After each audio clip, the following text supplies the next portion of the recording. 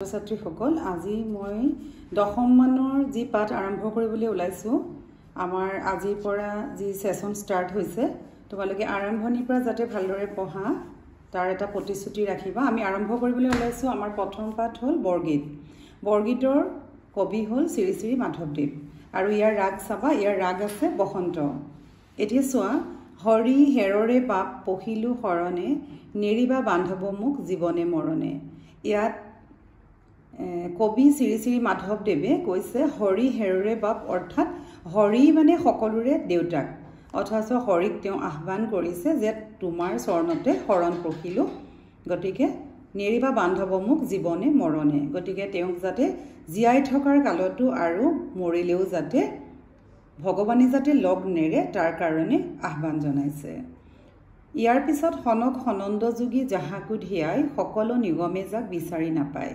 হনক হনন্দ যোগী সকলে ভগৱানক প্ৰাৰ্থনা কৰিও আহ্বান কৰিও বিচাৰি নাপায় গতিকে সকলো নিগমে যাক বিচাৰি নাপায় যে গোটেই পৃথিৱীতে তেওঁক বিচাৰি নাপায় সহস্ৰ বয়নে যাৰ নেপাৱন্ত সীমা যে তেওঁ ক'ত আছে কি কথা ইয়াৰ কোনো তেওঁলোকে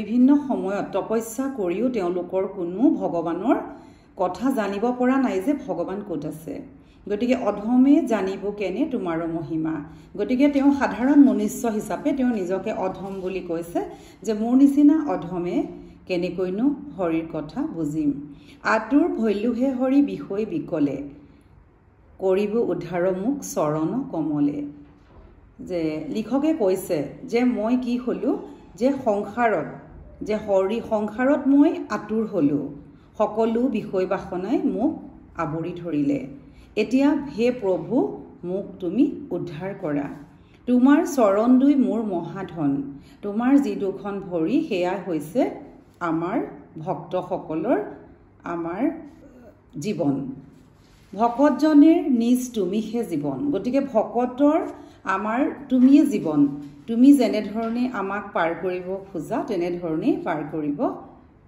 পাৰিবা গতিকে কৃপাৰ সাগৰ কৃপা কৰা একবাৰ হে প্ৰভু তুমি আমাক একবাৰ চোৱা কাটৰ কৰিয়া লৈলো শৰণ তোমাৰ চৰণতে আমি শৰণ ললো কৃপা কৰা নাৰায়ণ চুৰ মোহ পাশ কহয় মাধৱ হৰি দাসকো দাস যে কৃপা কৰা নাৰায়ণ তুমি মোৰ যিখিনি মোহ আছে সকলোখিনি যেন মোৰ পৰা ছিঙি দিয়া আৰু মই কহয় মাধৱ হৰি দাসকো দাস যে মই দাসৰো দাস একেবাৰে নিজকে দাস বুলি তেওঁ ভগৱানৰ ওচৰত কৈছে আৰু ভগৱানক এনে ধৰণে তেওঁ মুক্তিৰ কাৰণে কাতৰ প্ৰাৰ্থনা জনাইছে এতিয়া আমি এই বৰগীতৰ যি মাধৱদেৱৰ কথা পালো এই বৰগীত সমূহ লিখিছিলে শ্ৰীমন্ত শংকৰদেৱ আৰু মাধৱদেৱ শ্ৰীমন্ত শংকৰদেৱ আৰু মাধৱদেৱে লিখা এই গীতসমূহক বৰগীত বুলি কোৱা হয় ইয়াৰ পিছত আমি জানিব লাগিব যে শ্ৰী শ্ৰী মাধৱদেৱৰ জন্ম যে আমাৰ কবিৰ চমু পৰিচয় বৈষ্ণৱ ধৰ্মৰ নৱবৈষ্ণৱ ধৰ্মৰ অন্যতম প্ৰচাৰক শ্ৰী শ্ৰী মাধৱদেৱৰ লখিমপুৰ জিলাৰ নাৰায়ণপুৰৰ লেটেকু পুখুৰীত 1489 চনত জন্ম হয় আমি এইখিনিতে গম পালো যে তেখেতৰ জন্ম হৈছিল 1489 চনত হেতু এটা আমাৰ সৰু প্ৰশ্ন থাকে তেওঁৰ পিতৃ গোবিন্দগিৰি ভূঞা আৰু মাতৃ মনোৰমা শংকৰদেৱৰ প্ৰিয় শিষ্য মাধৱদেৱে গুৰুৰ পদাঙ্ককে অনুসৰণ কৰি বাৰাদি গণকুচি সুন্দৰী দিয়া ভেলাডাংগা আদি ধৰ্ম প্ৰচাৰ কৰিছিলে তেওঁ শংকৰদেৱৰ প্ৰিয় শিষ্য আছিলে মাধৱদেৱ আৰু তেওঁ বাৰাদি গণকুচি সুন্দৰী দিয়া ভেলাডাংগা আদি ধৰ্ম প্ৰচাৰ কৰিছিলে ধৰ্ম প্ৰচাৰৰ লগতে সাহিত্য সংস্কৃতিৰো পূজাৰী এইজনা মহান গুৰুৰ সাহিত্য জীৱনৰ কীৰ্তিস্তম্ভ হ'ল নামঘোষা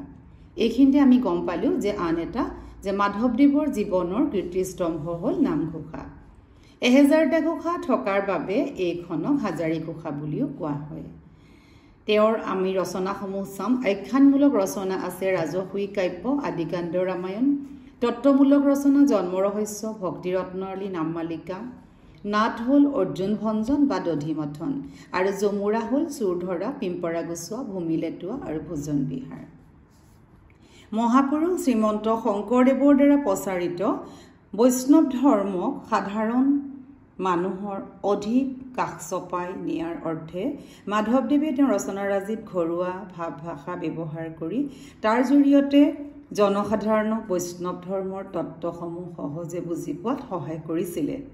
এই গীতটি মাধৱদেৱৰ দাস্য ভক্তিৰ উৎকৃষ্ট নিদৰ্শন। তেওঁ কি হৈছিলে, দাস হৈছিলে আৰু তেওঁ দাসৰো দাস হৈ পেলাই তেওঁ ভগৱানক বিচাৰিছিলে যে তেওঁ মুক্তি পাব খুজিছে।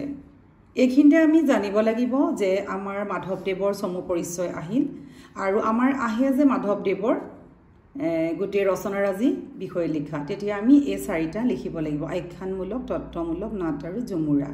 যদি আমাৰ বেলেগ বেলেগকৈ আহে তেতিয়াও আমি ঝুমুৰাকেইখনৰ নাম লিখিব লাগিব। আৰু এইকেইখন যিবিলাক কিতাপ তেওঁ লিখিছিলে ইয়াৰ জৰিয়তে খুব সহজ সৰল ভাষাত যে সকলোৱে ধৰ্মৰ তত্ত্ব বুজি পায় সেই কথাখিনিকে সমাজলৈ যুগুতাই দিছিলে।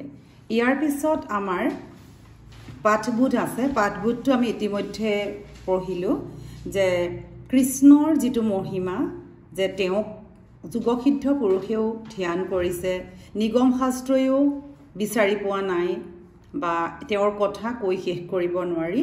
গতিকে তেওঁৰ মহিমাৰ কথা আমাৰ নিচিনা সাধাৰণ মানুহেনো কেনেকৈ উপলব্ধি কৰিম। গতিকে আমি বিষয়বাসনত আঁতৰ হৈ গৈছোঁ। সেই আঁতৰৰ পৰা মুক্তি পাবৰ কাৰণে হৰি চৰণ যুগলে ভৰি দুখনেই হৈছে ধন আৰু ভকতৰ হৈছে সেয়ে জীৱনস্বৰূপ। গতিকে কৃপা লাভ কৰিবৰ কাৰণে ভগৱানক মুক্তি বিচাৰিছে। ইয়াৰ পিছত আমাৰ কেইটামান শব্দাৰ্থ আছে, এইকেইটা তোমালোকে চাই ল'বা। আৰু তাৰ লগে লগে আমাৰ বৰগীতৰ ইয়াত আছে যে বৰগীতটো কি বস্তু। তেতিয়া আমি জানো যে শংকৰদেৱ আৰু মাধৱদেৱৰ বিৰচিত গীতকে বৰগীত বোলা হয়। তো বৰগীতবিলাক হৈছে উচ্চ মানবিশিষ্ট সাৱলীল ভাষাৰ স্তুতিমূলক অৰ্থাৎ উপদেশপূৰ্ণ বৰগীতসমূহ, শাস্ত্ৰীয় ৰাগযুক্ত আৰু আধ্যাত্মিক ভাৱগধুৰ। তোমালোকে নিশ্চয় বিভিন্ন ধৰণৰ বৰগীতেৰে যিকোনো অনুষ্ঠান আৰম্ভ কৰা বৰগীত শুনিছা। সেই বৰগীতসমূহে হৈছে আমাৰ মহাপুৰুষ দুজনাৰ, ঠিক শংকৰদেৱ আৰু তেওঁৰ প্ৰিয় শিষ্য মাধৱদেৱ, তেওঁলোকৰ ৰচনা। গতিকে এই ৰচনাত, এই বৰগীতত কি সোমাই আছে যে আমাৰ যিটো ভাষাৰ স্তুতিমূলক, আমি যেনেধৰণে স্তুতি কৰিব পাৰোঁ বা উপদেশমূলক, আমাৰ বহুত ভাৱগধুৰ এটা আধ্যাত্মিক যে ঈশ্বৰ কেনেকৈ চিন্তা কৰিব পাৰি, কেনেকৈ মুক্তি পাব পাৰি, সেই কথাখিনিকে প্ৰত্যেকটো বৰগীতত সোমাই আছে। আৰু এই শংকৰদেৱে মাধৱদেৱে লিখা বৰগীতসমূহেই হৈছে, গীতসমূহেই হৈছে বৰগীত। আমাৰ নাম ধৰ্ম প্ৰচাৰৰ উদ্দেশ্যে বৰগীতসমূহ ৰচিত হৈছিলে আৰু শংকৰদেৱে 12কুৰি বৰগীত ৰচনা কৰিছিলে বুলি চৰিত পুথিত পোৱা যায়। কিন্তু কমলাবায়ন নামৰ লোকজনে গীতখিনি শংকৰদেৱৰ পৰা আওৰাবলৈ নিওঁতে বনপুৰা জুয়ে গীতখিনি পঢ়িছিলে। গতিকে বৰ্তমান আমি ইয়াৰ ভিতৰত বিৰচিত 114টা বৰগীত পোৱা হৈছে। বৰগীতৰ মাধৱদেৱৰ ভণিতাত থকা 157টা বৰগীত পোৱা গৈছে। ইয়াৰ উপৰি ভাৱ আৰু ভাষালৈ লক্ষ্য কৰি মাধৱদেৱে ৰচনা কৰা মুঠ বৰগীতৰ সংখ্যা 191টা বা 9x11টা বুলি পণ্ডিতসকলে অনুমান কৰিছে। এইখিনি হৈছে আমাৰ বৰগীতৰ চমু পৰিচয়, খুবেই দৰকাৰী। ইয়াৰ পিছত আমাৰ বৰগীতৰ লক্ষণসমূহ আছে। আমি যিখিনি বৰগীতত ভাৱ প্ৰকাশ হয়, বৰগীতৰ কথাখিনি যিখিনি বুজাইছে সেইখিনিয়ে হৈছে বৰগীতৰ লক্ষণ। যেনে বৰগীতসমূহ শাস্ত্ৰীয় ৰাগতালযুক্ত, বৰগীতৰ ভাষা ব্ৰজাৱলী, বৰগীতসমূহ ভক্তিমূলক তথা ঈশ্বৰৰ মাহাত্ম্য প্ৰকাশক, বৰগীতসমূহ ভক্তিৰস প্ৰধান যদিও তাত দাস্য, শান্ত, বাৎসল্য আদি ৰসৰো সমাৱেশ ঘটিছে।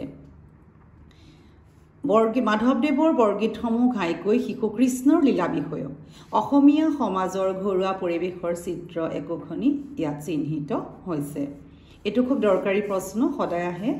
ব্ৰজাৱলী ভাষাৰ কথা আমি জানিব লাগিব। ব্ৰজাৱলী এক প্ৰকাৰৰ কৃত্ৰিম সাহিত্যিক ভাষা। এই ভাষা কোনো ঠাইৰ কথিত ভাষা নহয়। শংকৰদেৱৰ সময়ত অসম, বংগ আৰু উৰিষ্যাত এটা কৃত্ৰিম ভাষাৰ মাধ্যমত ভগৱান শ্ৰীকৃষ্ণৰ লীলা বিষয়ক গীতপদৰ সৃষ্টি হৈছিল। তেতিয়া ভগৱান শ্ৰীকৃষ্ণৰ যেতিয়া গীতপদৰ কথা লিখিছিল বা চৰ্চা কৰিছিল, তেতিয়া এই ভাষাটো ব্যৱহাৰ কৰিছিলে আৰু সেইটো চলিছিলে অসম, বংগ আৰু উৰিষ্যাত। এই সাহিত্যিক ভাষাক আমি ব্ৰজ বুলি ক'ব পাৰোঁ, ব্ৰজ বুল বুলি ক'ব পাৰোঁ আৰু অসমীয়াত ব্ৰজাৱলী বুলি কোৱা হয়। পশ্চিমা হিন্দীৰ অপ্ৰভংশ ব্ৰজ ভাষাৰ লগত ইয়াৰ কোনো সম্পৰ্ক নাই ব্ৰজাৱলী ভাষাৰ মূল ভেটি হৈছে মৈথিলী এটো এটা ইম্পৰ্টেন্ট কোৱেশ্চন আহে তাৰ লগত ভোজপুৰী নেৱাৰী আৰু কাষৰীয়া অঞ্চলৰ আন ভাষাৰ সংমিশ্ৰণে এই ঠাই বিশেষ একোটা স্বতন্ত্ৰ ৰূপ লাভ কৰে গতি ইয়াৰ লগত আমি কাক পালো ভোজপুৰী নেৱাৰী আৰু কাষৰীয়া অঞ্চলৰ আন ভাষা ব্ৰজাৱলী ভাষাটো স্বৰধ্বনিৰ অধিক প্ৰয়োগৰ বাবে শ্ৰুতিমধুৰ এটো এটা আমাৰ ইম্পৰ্টেন্ট কোৱেশ্চন মৰমৰ ছাত্ৰ ছাত্ৰীসকল আমি ইতিমধ্যে বৰগীতৰ বিষয়ে আলোচনা কৰিলো তোমালোকে প্ৰথমৰ পৰাই খুব ভালকে পাঠবোৰ পঢ়ি যাবা নিশ্চয় তোমালোকে পিছলৈ তোমালোকটো এতিয়া মেট্ৰিকৰ কাৰণে সাজু হ'ব লাগিব খুব সুন্দৰকৈ তোমালোকে আগবাঢ়িব পাৰিবা তোমালোকে আজি এই ভিডিওটো তোমালোকে সাবস্ক্ৰাইব কৰিবা আৰু তোমালোকে যদি কিবা থাকে কমেন্ট কৰিবা লাইক কৰিবা ধন্যবাদ